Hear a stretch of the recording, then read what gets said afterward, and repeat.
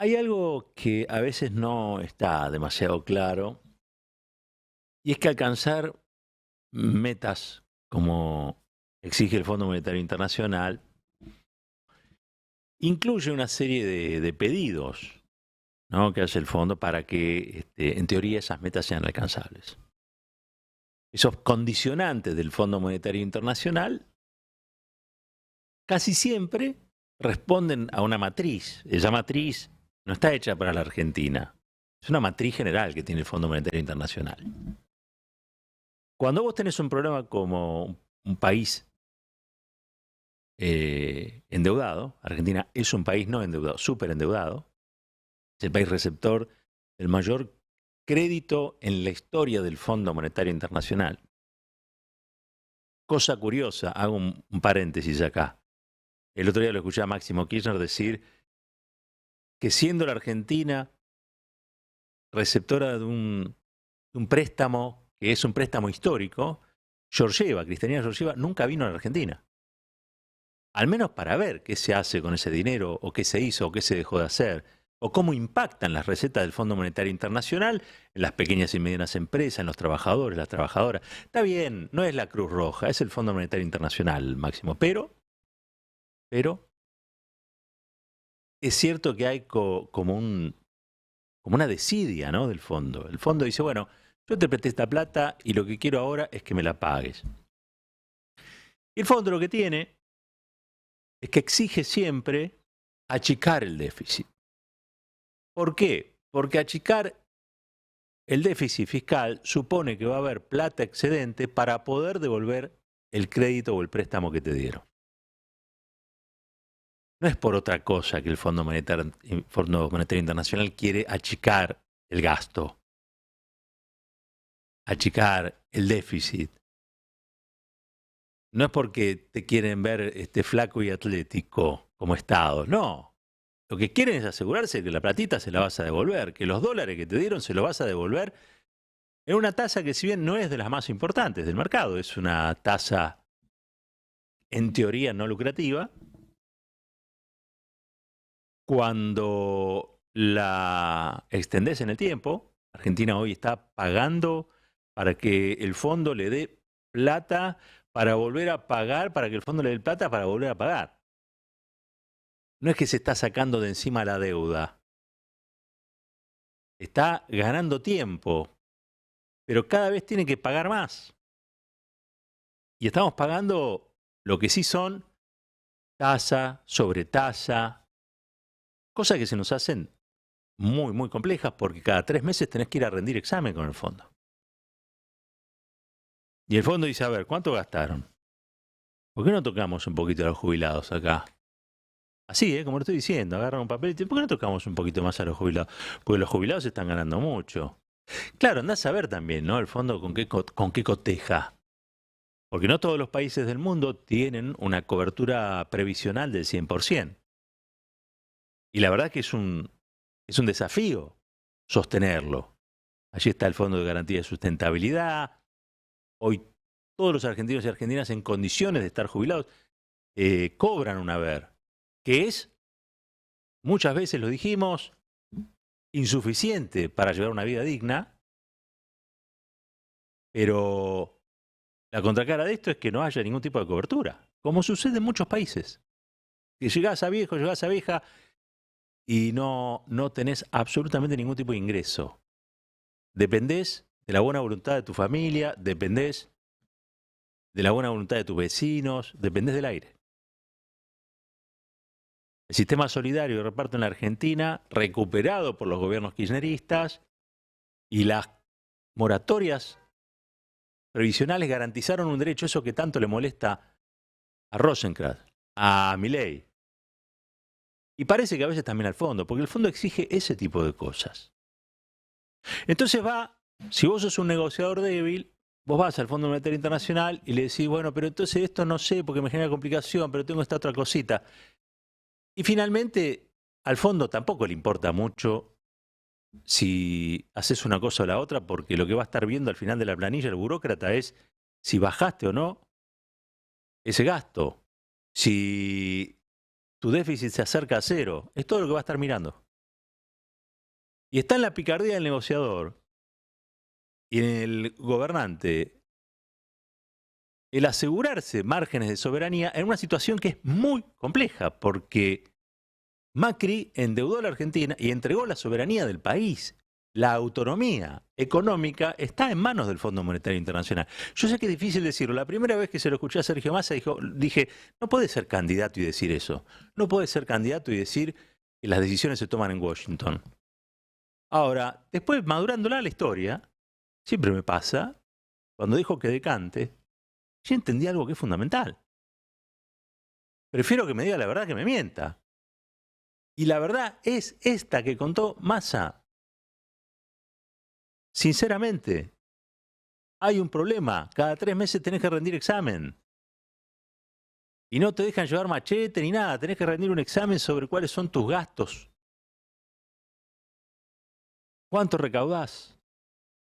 Ahora, yo lo veo inquieto a Sergio Massa y veo que hace cosas que no forman parte de las exigencias ortodoxas del fondo. Y entre esas cosas que no forman parte de las exigencias ortodoxas del fondo es, bueno, necesito una devaluación del 100. Y la verdad que hubo una negociación larguísima para que la devaluación fuera de alrededor del 20. Y es una porquería, porque vieron el impacto que generó. Toda esta batería de medidas últimas que son muy buenas, en buena medida vienen a paliar eso. Y en algún lugar recuperar algo de lo perdido. El haber sacado o haber subido el mínimo imponible de ganancias es algo que es muy bueno. Lo del IVA es discutible, pero está muy bien también, porque reconoce el problema. No me mentís, está muy bien eso. Y tratás de remediar, que al fin de cuentas de eso se trata. Tratás de reparar, porque la economía está rota, pero la economía son personas. Y son personas de carne y hueso, con una historia, con un barrio, con una familia, con sus afectos, con sus problemas. Entonces, reparar en esas cuestiones es reparar en la gente. Podría mentir Massa y decir, no, mira, acá están todas las soluciones, en esta bolsita están todas las soluciones. No, no está diciendo eso. Pero también dice que él necesita poder político, y el poder político se obtiene con la fuerza de los votos, y con ese poder político se puede negociar de otro modo. Y acá hay algo importante para destacar. Hay una voluntad en este espacio político, y esa voluntad es que los más débiles no paguen las travesuras de los poderosos. Hay una voluntad muy clara. Es débil porque es débil o está débil hoy el gobierno del movimiento nacional y popular. Por muchas razones. Algunos hablan de la sequía.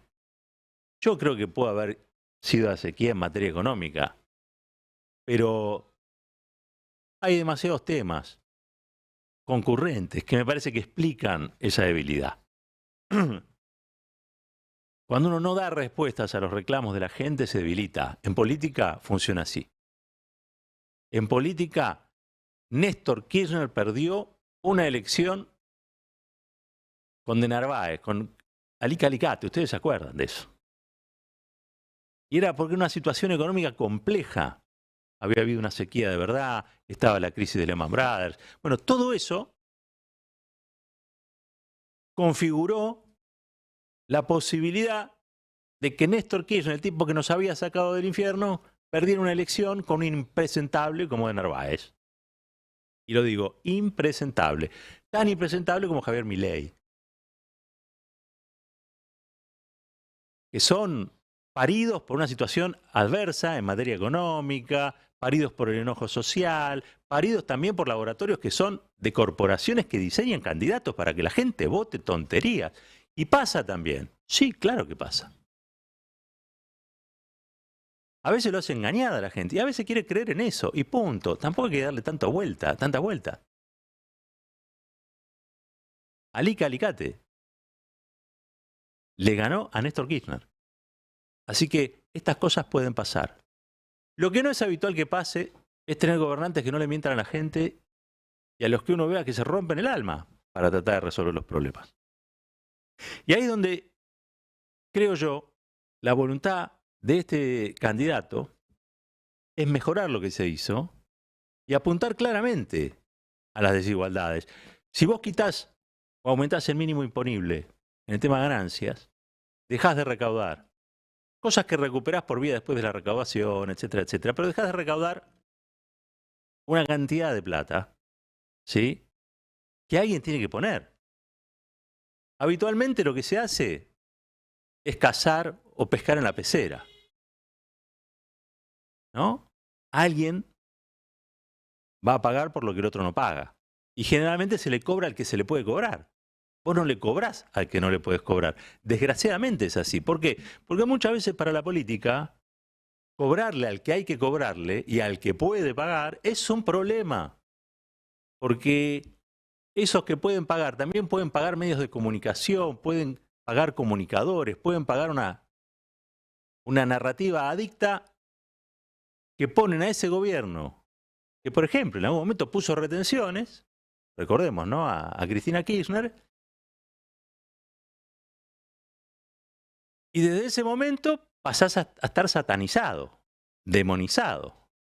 Andá a Santa Fe, andá a lugares de Córdoba hoy a decir Cristina Kirchner después de la 125, y para muchos es mala palabra. Andá a decir kirchnerismo y para muchos es mala palabra. Y la verdad es que lo que finalmente se terminó votando en aquel tiempo, con las modificaciones que se le hicieron en el Parlamento, no era para tanto. Eran retenciones móviles. Pero, claro, allí hay algo que evidentemente el Movimiento Nacional y Popular no tiene, y las corporaciones sí, la mesa de enlace sí, y es el apoyo de medios de comunicación, el sostenimiento de esos medios de comunicación. Hay un bloque allí entre esos medios de comunicación, embajadas extranjeras y clase dominante en la Argentina.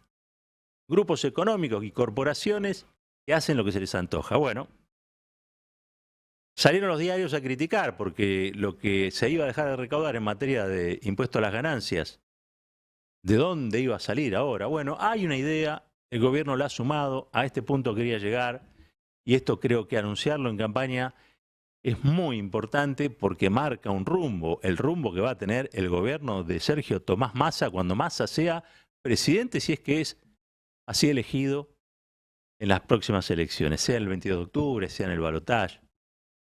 Y esto sí que diferencia a este espacio de cualquier otro espacio político. Se le va a cobrar un impuesto a los ricos, a los muy ricos, a los multimillonarios. Escuchen bien, no es el aporte solidario de las grandes fortunas. No hay que embellecerlo. No es por única vez tampoco. Es un impuesto del 15% a las empresas multinacionales que más ganan en la Argentina. Hoy están pagando el 3% y pasan a pagar 5 veces más. Es una recaudación de 1 billón de pesos. Escuchen, 1 billón de pesos. Exactamente lo mismo que se deja de percibir por lo que se pagaba de ganancias y ahora se deja de pagar, y estoy hablando de trabajadores.